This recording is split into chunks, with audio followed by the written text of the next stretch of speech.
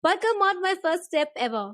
I'm so excited that you have tuned into another episode of my first step ever. Whether you are listening to this, watching to this while you're going to your work, or you're going to uni, or you're going off to sleep, or just trying to catch up on something interesting, you are in for some real good story today. We all are in an age where we are, trying to expand our horizons related to our career or be it with our goals or dreams. And now often we try to migrate to different countries, but we try to see that how we can leverage our own career, our own dreams, be wherever we are. So welcome my guest all the way from Adelaide, South Australia, but we will hear his journey of how he became what he became. So please join me in welcoming Brad Strydom all the way from Adelaide. Hi, Brad. Shani, thank you very much for that introduction. I love it. Welcome on my first step ever. It's really amazing to meet you over this particular chat after we had a very good interaction face to face, and it was really amazing catching up with you, knowing what you do and what your story is. And I really was very excited to share your story with my listeners, my audience, because I'm sure they will gain some sort of inspiration, direction, or some sort of really handy tips of how they can go forward with their goals. So before we dive into our conversation today, I'd like to introduce you to my listeners.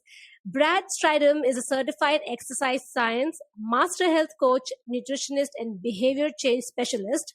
Wow, that is a lot of achievement with vast experience in transforming hundreds of lives to optimal wellness over a decade in the health and fitness space. That is a remarkable achievement, I would say. Impacting people's life, especially health, is a very noble cause. And I see that along with owning and running a successful strength and conditioning facility, you have been getting your certifications and doing all these along that work that you've already been doing. And today you run a growing personalized one-on-one online nutrition and health coaching program, mentoring clients in a system that has been proven successful and sustainable.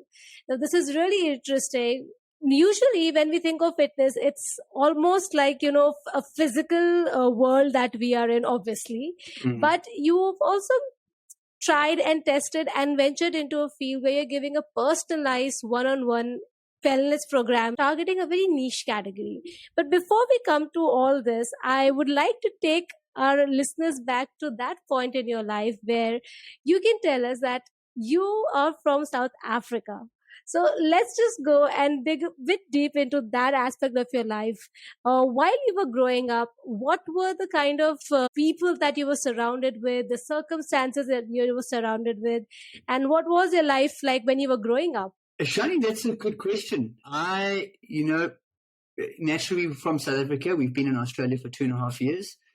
And if I take you back to kind of the start, I think a big influence from my dad's side of point of view, always healthy guy and committed to his health. Yeah, I had a good upbringing with an active lifestyle to some degree. Never perfect, but an active lifestyle.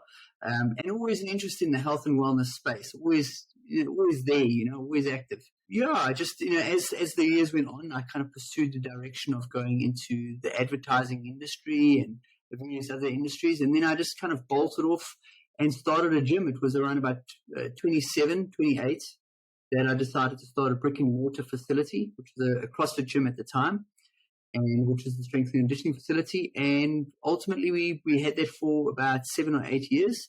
And then we sold that, and then we made the transition to move over to Australia. My wife's a teacher, and that was the kind of shift.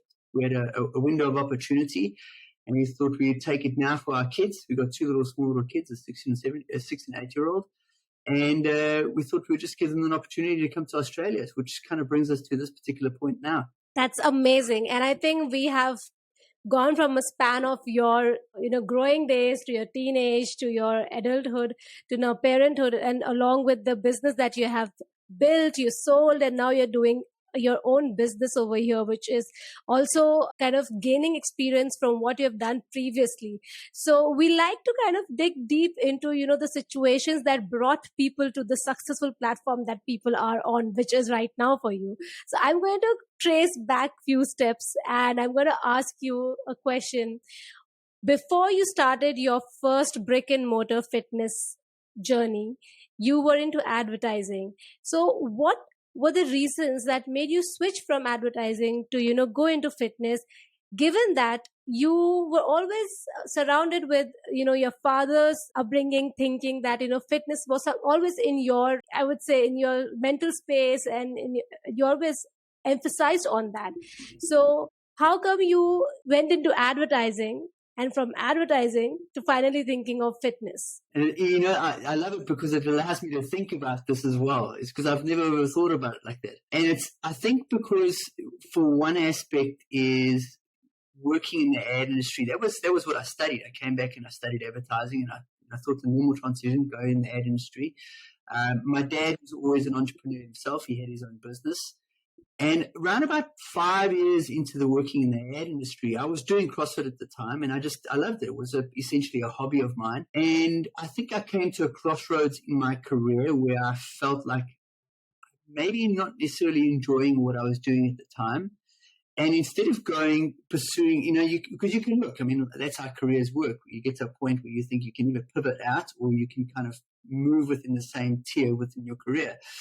And I think I just took the chance. I think I was a little bit, feared the fear and did it anyway, and took the gap and the chance. And I just said, I'm going to go and start a CrossFit gym.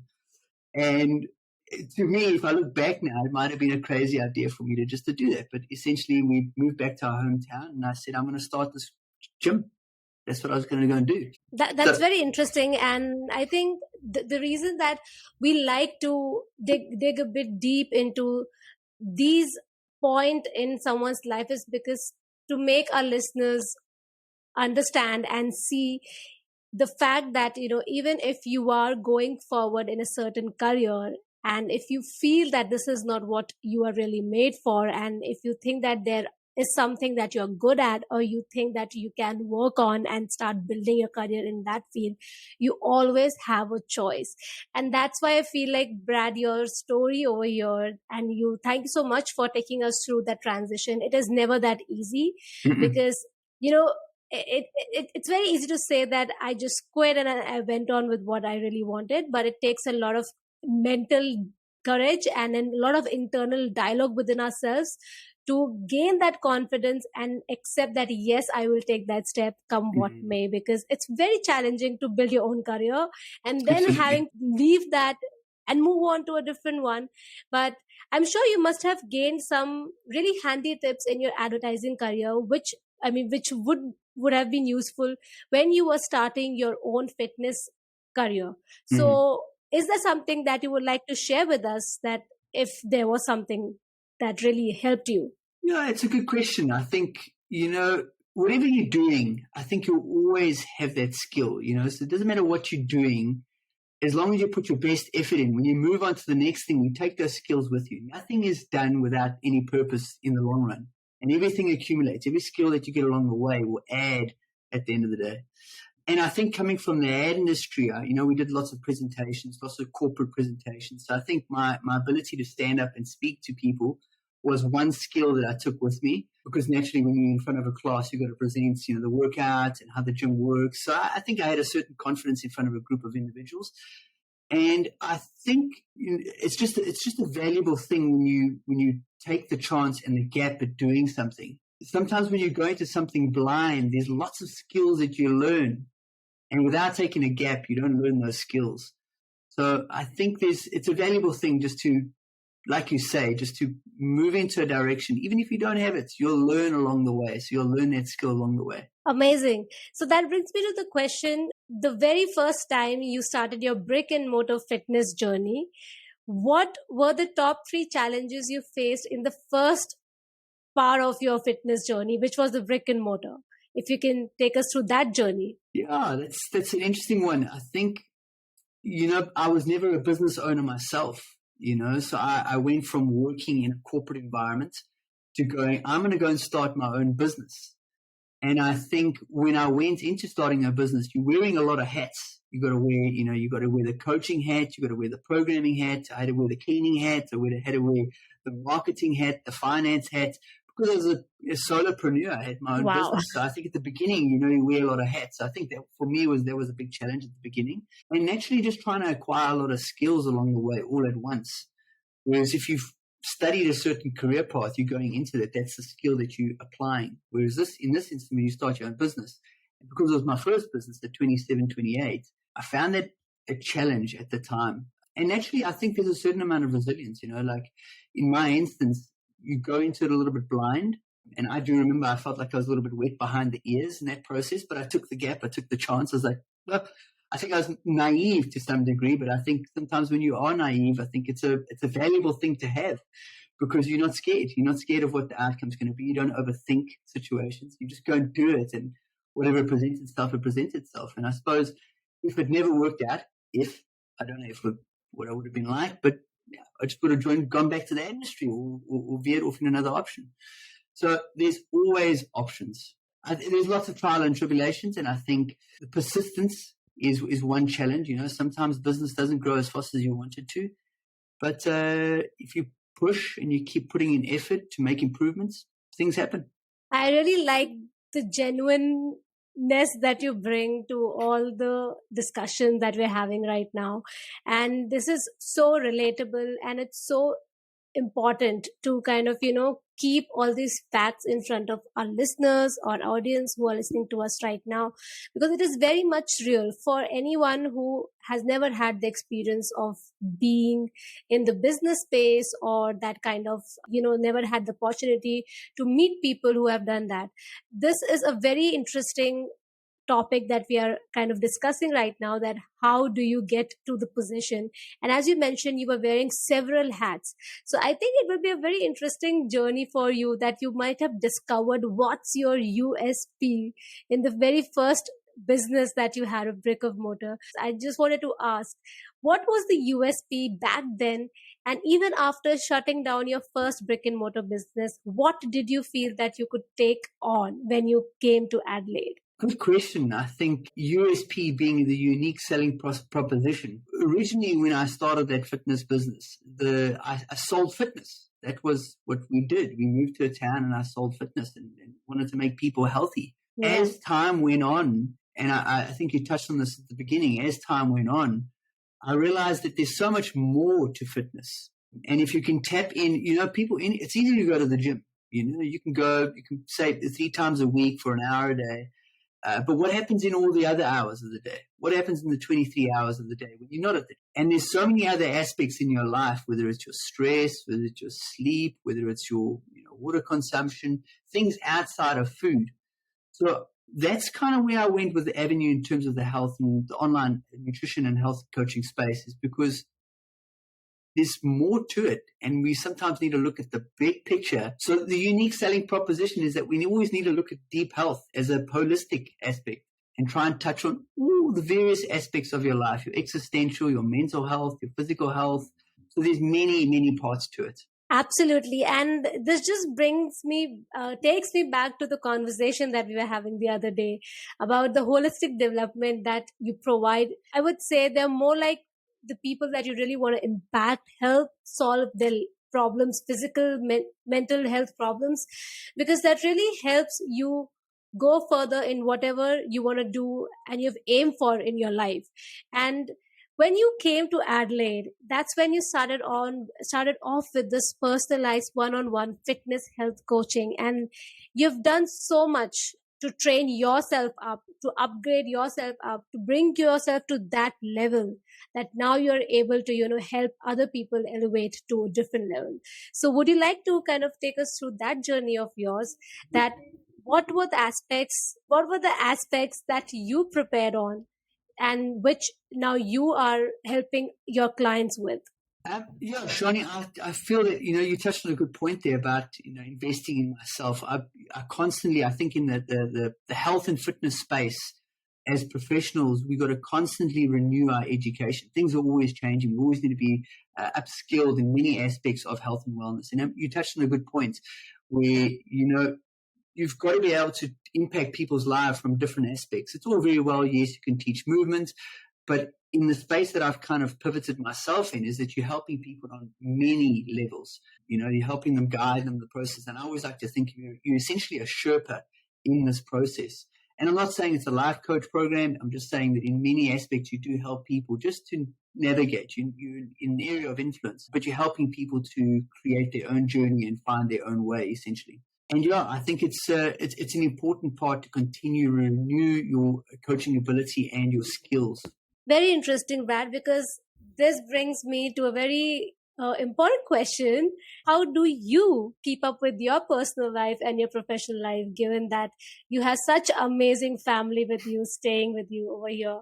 So what's your go-to mantra that you kind of follow? I think it's a matter of balance. In my own personal capacity, I find that we constantly juggling balls. And as a great friend of mine once said, and he's actually a pastor, and he said to me that in life you're going to be juggling balls essentially, and you can drop one ball on a Monday, but don't drop it again on a Tuesday. Don't drop it again on a Wednesday. So if you're juggling family, you're juggling your personal self-care, you're juggling your business, is that you constantly, it's hard to have all the balls in the air all at once. So essentially, we're just making sure that we find a good balance for ourselves and tick boxes. I like to coach my clients in terms of just one good day at a time, essentially, and making sure that you just get certain non-negotiables done in your life. So, if self-care is an important thing to you, you need to put that in, you need to put it in your schedule and make sure it happens as best as you can. Yes, of course, we can't control everything. We can control certain aspects of our life, and sometimes things don't always